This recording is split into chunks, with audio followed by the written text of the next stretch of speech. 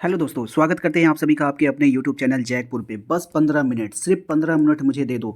इसके पहले भी हमने पार्ट 1 चैनल पे अपलोड किया था जिसमें आप लोगों से मैंने 15 मिनट मांगा था। आज के इस वीडियो में भी मैं 15 मिनट आप लोगों के लिए मांग रहा हूँ। अगर आपने इसका पहला वीडियो नहीं देखा था तो उसको देख लीजिएगा, समझ में आ जाएगा कि 15 मिनट में क्या होने वाला है।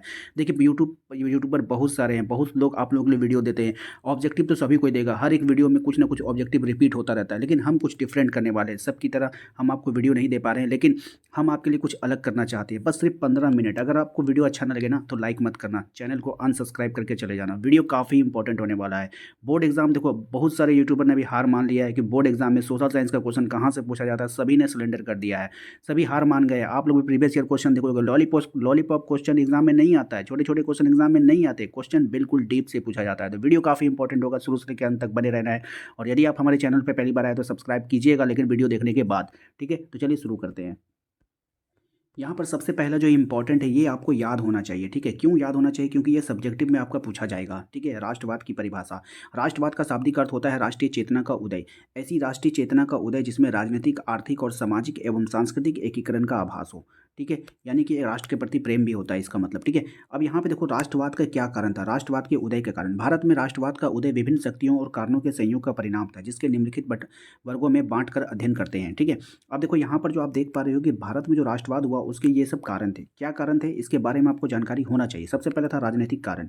लॉर्ड डलहौजी, लॉर्ड लिंटन और लॉर्ड कर्जन की प्रतिक्रियावादी नीति, ये इसका जो है कारण था। ठीक है, दूसरा था सामाजिक कारण में अंग्रेज अपने आप को क्या मानते थे? श्रेष्ठ मानते थे, अपने आप को बहुत अच्छा समझते थे एवं भारतीयों को हे दृष्टि से देखते, नीचा नज़र से देखा जाता था। भारतीयों को कैसे? नीचा नज़र से देखा जाता था। उसके बाद है हमारा आर्थिक कारण। आर्थिक कारण क्या थे? अंग्रेजों की कृषि नीति मुख्य रूप से अधिकतम भू राजस्व एकत्रित करने का उद्देश्य से प्रेरित था। यानी कि उसका जो आर्थिक नीति क्या थी, वो लोग ज़्यादा टैक्स वसूल किया करते थे हमारी कृषि से। उसके बाद ये पहला विश्व युद्ध का भी बहुत बड़ा रोल था। ठीक है, प्रथम विश्व युद्ध की शुरुआत 1914 में हुई और भारत से जबरन सैनिकों की भर्ती करके उन्हें समुद्र पार युद्ध करने के लिए भेजा गया। ये भी जो है बहुत बड़ा कारण था क्रांति का भारत में। अब चलिए इस सवाल पे आ जाते हैं कि गांधी जी द्वारा सत्याग्रह का सफल प्रयोग जो हुआ था इसके बारे में पूरा जानकारी आपको होना चाहिए था कि बिहार के चंपारण जिले में 1917 में तिनकठिया पद्धति के खिलाफ सफल सत्याग्रह हुआ था। ये किसके द्वारा किया था? गांधी जी के द्वारा। कहाँ पे हुआ था? 1917 में हुआ था, चंपारण में, याद रखिएगा। गुजरात के खेड़ा जिले में 1918 में ये सफल सत्याग्रह हुआ था। गुजरात के खेड़ा में हुआ था 1918 में, याद रखिएगा, अलग अलग है। चंपारण में 1917 में और खेड़ा में हुआ था 1918 में, ये याद रखना है। गुजरात के अहमदाबाद जिले में 1918 में मिल मालिक के विरुद्ध सफल सत्याग्रह करवाया गया था। ठीक है, ये क्यों हुआ था? मिल मालिक के विरोध में हुआ था। ठीक है ना, इसको याद रखिएगा। इसके बाद जो मुख्य पॉइंट है, रॉयल एक्ट कब पारित हुआ था? 1919 में पारित हुआ था। ठीक है, ये एक तरह का एक काला कानून था जिसमें जो जबरदस्ती किसी को भी पकड़ के अंदर कर दिया जाता था। ठीक है, यहाँ बस इतना समझना है। उसके बाद यहाँ पे देखिए जलियांवाला बाग हत्याकांड। रॉयल एक्ट के विरोध में हुई गिरफ्तारी के खिलाफ जब अब लोगों को जबरदस्ती गिरफ्तार कर लिया गया, तो पंजाब के अमृतसर में 13 अप्रैल 1919 को एक शांतिपूर्ण सभा का आयोजन किया गया। वो सभा जो कोई मतलब उपद्रवी नहीं थे, शांतिपूर्ण था। क्या यहाँ जनरल डायर ने निहत्ती भीड़ पर अंधाधुंध गोलियां चलवाई, जिससे काफ़ी संख्या में लोग हताहत हुए थे, बहुत से लोग उसमें मारे गए थे। ठीक है, चलिए उसके बाद हम लोग जानते हैं खिलाफत आंदोलन के बारे में। खिलाफत क्या थी? ब्रिटेन द्वारा तुर्की साम्राज्य का विघटन और खलीफा के पद को समाप्त करने का निर्णय, भारतीय मुसलमान नाराज हो गए। देखिए, भारतीय मुसलमानों में क्या होता है? एक खलीफा होता है। ठीक है, खलीफा बोलता है लीडर को। ठीक है, जो पूरी दुनिया में मुसलमानों को लीड करता है। ठीक है, बात समझ में आया?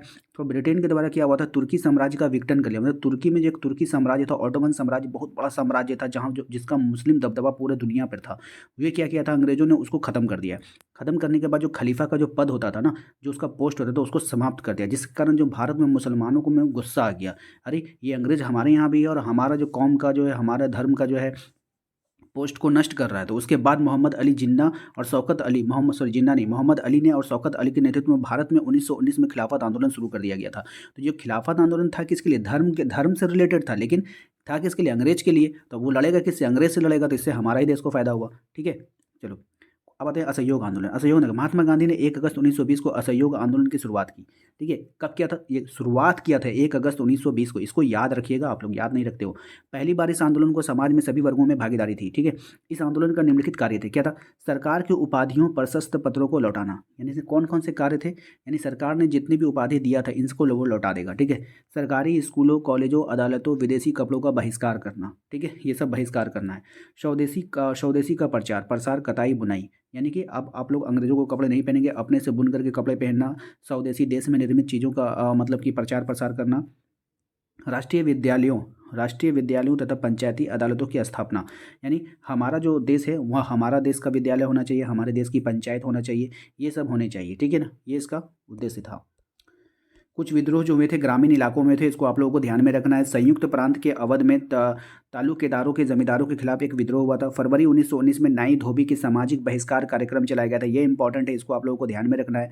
उसके बाद इंपॉर्टेंट है आपका आंध्र प्रदेश के गुडेम पहाड़ियों में आदिवासी किसानों में गांधी जी के असहयोग आंदोलन से प्रेरित होकर अल्लू सीताराम राजू के नेतृत्व में गुरिल्ला आंदोलन चलाया गया था। ये काफ़ी इंपॉर्टेंट है। देखिए यहाँ पे आपको पूछा था अल्लू सीताराम के नेतृत्व में कौन सा आंदोलन चलाया गया था, गुरिल्ला आंदोलन चलाया गया था। कहाँ में चलाया गया था ये भी आपको याद रखना है, आंध्र प्रदेश के गुडेम पहाड़ियों में आदिवासी किसानों का यह नेतृत्व हुआ था, ठीक है। और ये किससे प्रेरित होकर, गांधी जी के असहयोग आंदोलन से प्रेरित होकर इसको चलाया गया था। ये सभी पॉइंट इंपॉर्टेंट है। अब आते हैं चौरी चौरा कांड पे। चौरी चौरा कांड देखिए क्या हुआ था कि चौरी चौरा गोरखपुर के चौरी चौरा क्षेत्र में 5 फरवरी 1922 को अनाज की बढ़ती हुई कीमतों और शराब की बिक्री के विरोध में स्थानीय लोगों ने शांतिपूर्ण जुलूस निकाला था। सबको पता है कि चौरी चौरा कांड हुआ था, लेकिन क्यों हुआ था ये किसी को पता नहीं। तो आज आप लोग समझ लो हुआ ये क्यों था कि अनाज के दाम बढ़ रहे थे, है ना, खाने पीने के सामान के दाम बढ़ रहे थे और शराब की बिक्री के विरोध में स्थानीय लोगों ने शांतिपूर्ण जुलूस निकाला था। कब निकाला था? 5 फरवरी 1922 को, ठीक है, याद रखिएगा। पुलिस ने आंदोलन के नेताओं की पिटाई कर दी। अब जो आंदोलन चलाया जा रहा था वहाँ पे पुलिस ने क्या कर दी, उन लोगों की पिटाई कर दी, जिससे गुस्साए भीड़ ने पुलिस थाने को घेर लिया और आग लगा दी, जिसमें 22 पुलिसकर्मी मारे गए थे। गांधी जी ने इसी घटना के बाद 12 फरवरी 1922 को असहयोग आंदोलन स्थगित कर दिया। अब देखिए, अब असहयोग आंदोलन चला कब था वो आपको पता है, लेकिन यहाँ पर देखिए कब स्थगित किया गया था, तो 12 फरवरी 1922 को। गांधी जी जो है बहुत उदास हो गए कि पुलिसकर्मी मारे गए, क्योंकि गांधी जी जो है ना मतलब अहिंसावादी थे, हिंसा करना नहीं चाहते थे, ठीक है। और इसमें पुलिस वाले लोग मारे गए, तो इस कारण से उसने क्या किया, असहयोग आंदोलन को वापस ले लिया। अब चलिए बात करते हैं हम लोग साइमन कमीशन के बारे में। ब्रिटिश सरकार के द्वारा गठित इस आयोग का कार्य भारत के संवैधानिक व्यवस्था की कार्यशैली का अध्ययन करना था। साइमन कमीशन का काम क्या था ये समझिए। साइमन कमीशन का काम था कि भारत में जितने भी संवैधानिक व्यवस्था है उसका कार्यशैली को वो देखने आया था। यह आयोग 3 फरवरी 1928 को भारत पहुंचा था। कब पहुंचा? 3 फरवरी 1928 को। इस आयोग में एक भारतीय सदस्य नहीं थे, एक भी भारतीय लोगों को शामिल नहीं किया गया था, सारे अंग्रेज थे। अंग्रेजों और मुस्लिम लीग समेत सभी पार्टियों ने साइमन कमीशन वापस जाओ का नारा लगाया। अंग्रेज नहीं है, कांग्रेस है। कांग्रेस और मुस्लिम लीग ने सभी पार्टियों ने साइमन कमीशन का नारा लगाया, साइमन कमीशन वापस जाओ का नारा लगाया। उसके बाद अगर हम बात करें कि कांग्रेस का लाहौर अधिवेशन, ये काफ़ी इंपॉर्टेंट है, यहाँ से भी सवाल आपका पूछा जाता है।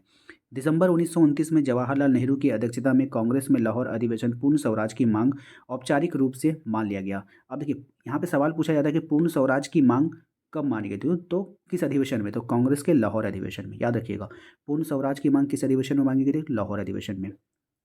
साथ ही यह तय किया गया कि 26 जनवरी 1930 को स्वतंत्रता दिवस के रूप में मनाया जाएगा। तो कब कब मनाया जाएगा?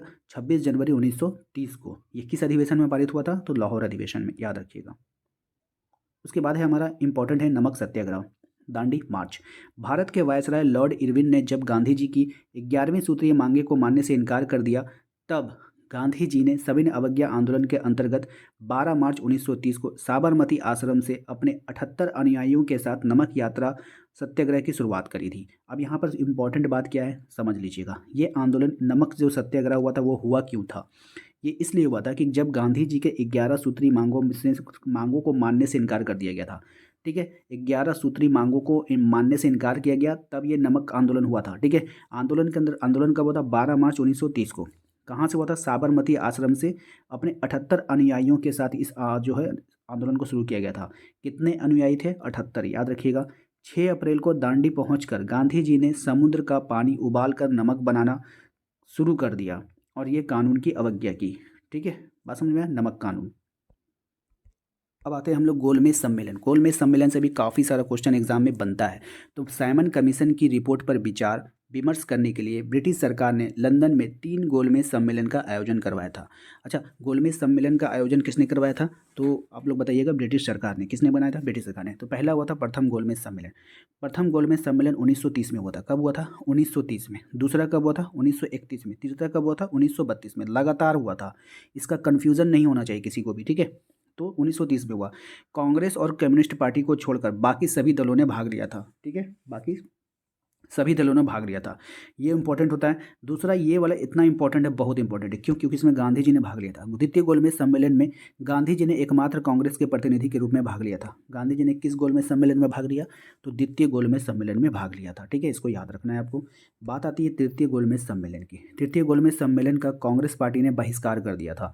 अब आपसे क्वेश्चन अगर पूछ ले कि कांग्रेस पार्टी ने किस गोलमेज सम्मेलन का बहिष्कार किया था? तृतीय गोलमेज सम्मेलन का बहिष्कार किया था। तीनों का डेट भी याद रखना है आप लोगों को। ठीक है, अब चलिए हम लोग बात करेंगे भारत छोड़ो आंदोलन के बारे में। गांधी जी ने अंग्रेजों को पूर्ण रूप से भारत छोड़कर चले जाने को कहा। 8 अगस्त 1942 को बम्बई में अखिल भारतीय कांग्रेस समिति ने इस प्रस्ताव का समर्थन किया और देशवासियों से अहिंसक जन संघर्ष का आह्वान किया। और इस अवसर पर गांधी जी ने प्रसिद्ध नारा करो या मरो का दिया। तो करो या मरो का जो नारा था वो किसने दिया था? गांधी जी ने दिया था। कब दिया था? भारत छोड़ो आंदोलन के दौरान दिया था। भारत छोड़ो आंदोलन कब हुआ? 8 अगस्त 1942 को हुआ।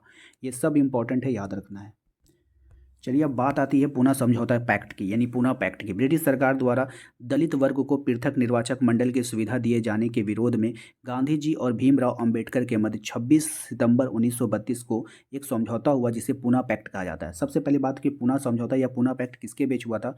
तो अंबेडकर और महात्मा गांधी के बीच हुआ था। ये बात आप लोग याद रखिएगा और इसका डेट याद रखिएगा। ठीक है, दूसरी आती है, अब बारी आती है आपके होमवर्क की। होमवर्क आपका क्या है कि कुछ 5 क्वेश्चन आपसे पूछा जाएगा। इन पाँचों क्वेश्चन का जवाब आप लोगों को देना है कमेंट बॉक्स में। सबसे पहले जलियांवाला बाग हत्याकांड कब हुआ था? ऑप्शन आपके पास है 1918, 1919, 1921, 1922। क्वेश्चन नंबर 2 में आपसे पूछा जा रहा है कि असहयोग आंदोलन कब शुरू हुआ था? 1920 में, 1921 में, 1922 में, 1923 में। तीसरा है आपका मोस्ट इंपॉर्टेंट है, कांग्रेस के लाहौर अधिवेशन की अध्यक्षता किसने किया था? महात्मा गांधी ने, जवाहरलाल नेहरू ने, राजेंद्र प्रसाद ने, भीमराव अम्बेडकर ने। ठीक है, इसको आप लोग कर लीजिएगा। करो या मरो का नारा किसने दिया था? करो या मरो का नारा सरदार पटेल ने, महात्मा गांधी ने, सुभाष चंद्र बोस ने, भगत सिंह ने। ठीक है, किसने दिया था? द्वितीय गोलमेज सम्मेलन में कांग्रेस के किस प्रतिनिधि ने भाग लिया था?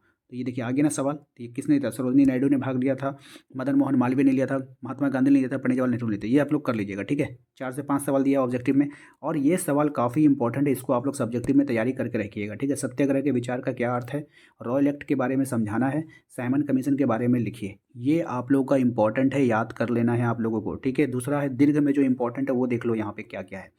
दीर्घ में आपको सिर्फ 2 सवाल इंपॉर्टेंट यहाँ पे दिया गया है कि असहयोग आंदोलन का क्या कार्यक्रम था, इस आंदोलन को वापस क्यों लिया गया। दूसरा है गांधी जी ने नमक सत्याग्रह क्यों किया, इसका सविनय अवज्ञा आंदोलन पर क्या प्रभाव पड़ा। इन दोनों को आप लोग देख लेना। ठीक है, तो उम्मीद करते हैं कि आप लोगों को आज का ये वीडियो पसंद आया होगा। वीडियो पसंद आए तो प्लीज़ वीडियो को लाइक करके चैनल को सब्सक्राइब कर लीजिएगा, ताकि इस तरह के वीडियो का नोटिफिकेशन आपके मोबाइल पे जाए। मिलते हैं अगले वीडियो में। Thank you.